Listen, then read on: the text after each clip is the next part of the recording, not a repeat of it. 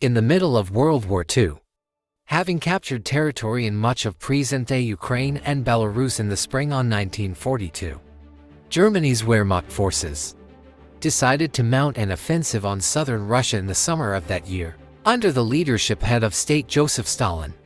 Soviet forces had already successfully rebuffed a German attack on the western part of the country, one that had the ultimate goal of taking Moscow.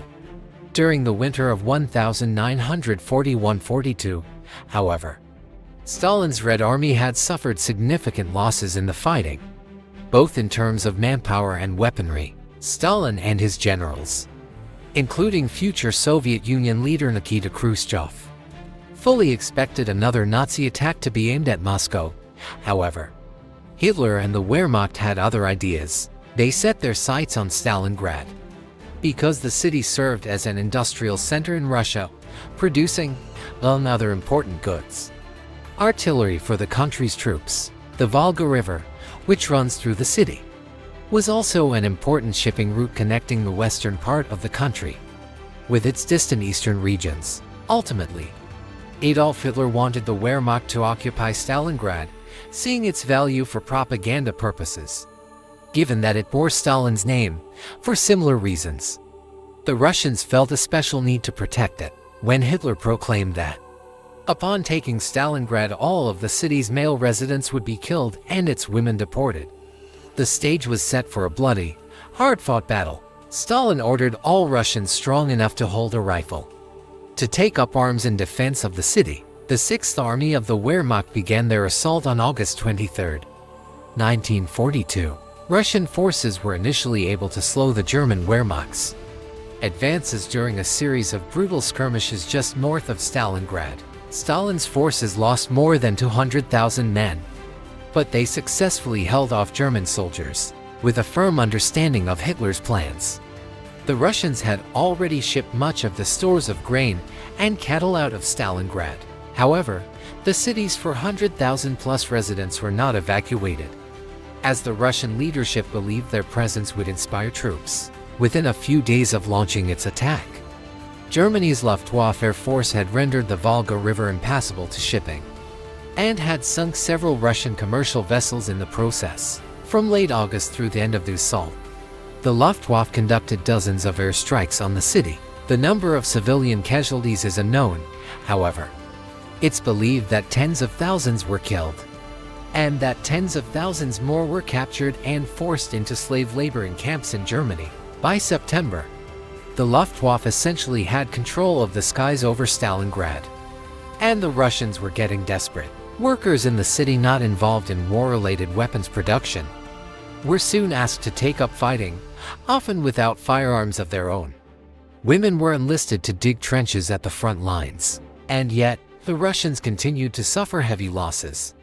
By the fall of 1942, Stalingrad was in ruins, despite heavy casualties and the pounding delivered by the Luftwaffe. Stalin instructed his forces in the city to not retreat, famously decreeing in Order No. 227, not a step back. Those who surrendered would be subject to a trial by military tribunal and face possible execution. With fewer than 20,000 troops in the city and less than 100 tanks, Stalin's generals finally began sending reinforcements into the city and surrounding areas. Fighting raged in the streets of Stalingrad, with both sides using snipers poised on the roofs of the city's buildings. Russian generals Georgy Zhukov and Alexander Vasilevsky organized Russian troops in the mountains to the north and west of the city. From there, they launched a counterattack, famously known as Operation Uranus. Although they again sustained significant losses, Russian forces were able to form what in essence was a defensive ring around the city.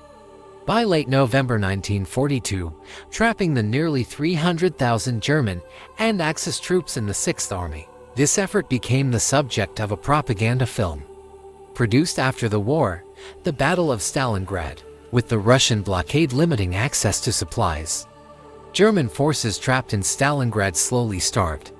The Russians would seize upon the resulting weakness during the cold, harsh winter months that followed. As Russia's brutal winter began, Soviet generals knew the Germans would be at a disadvantage.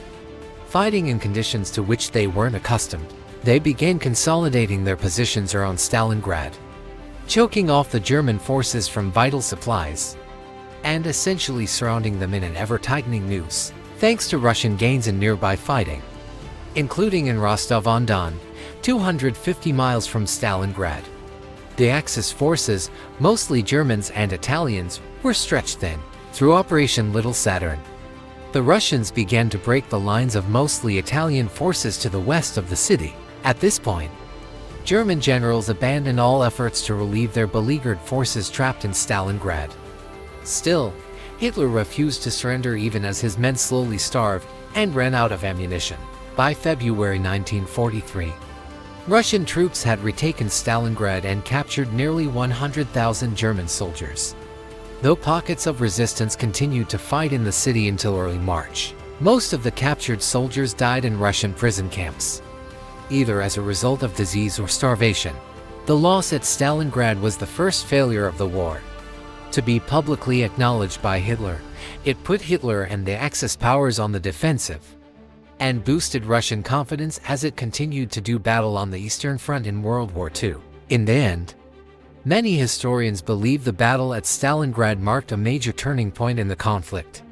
It was the beginning of the march toward victory for the Allied forces of Russia, Britain, France, and the United States. In February 2018, Russians gathered in what is now known as Volgograd to celebrate the 75th anniversary of the conclusion of the battle that had ravaged their city.